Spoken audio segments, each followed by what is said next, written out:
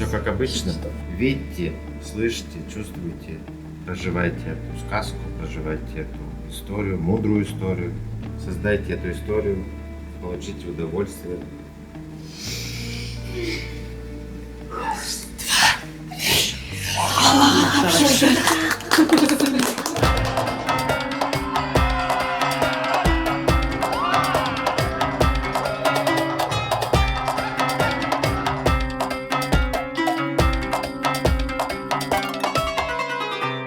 Невероятно. Мне кажется, нашему городу очень не хватало вот таких вещей. Ушундай кыска ара ичинде тирен иштелик жеткизе алдылар тамашачыларга.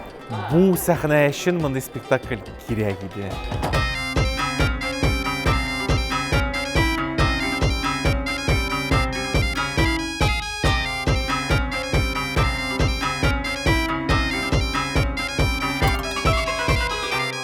Көп сүз, юк сүз дигәнне менә шушында аңладым мин. Сүз дә кирәкми, кешенең хәрәкәтеннән аңлап була. Нинди хис белдерергә тели ул.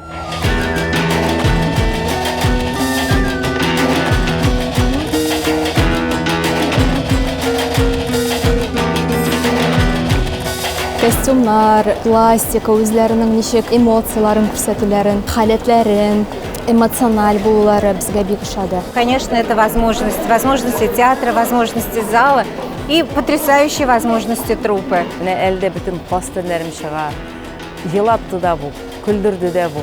Шул хәтле менә шатлык хисләре дә алдым мин бу спектакльдән.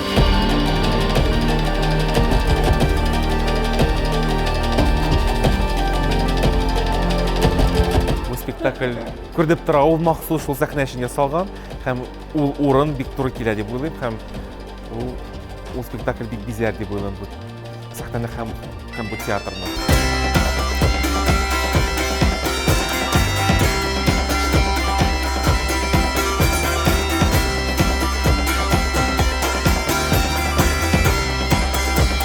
С одной стороны радостно, с другой стороны грустно, но светлая грусть, да, всегда приходит осознание того, что вот он и финиш, вот, но может быть это только начало, вот, поэтому это светлая грусть и очень рад за театр, за ребят, за службы, вообще все, кто приложил руку к этому спектаклю, и душу, и сердце, и свое время.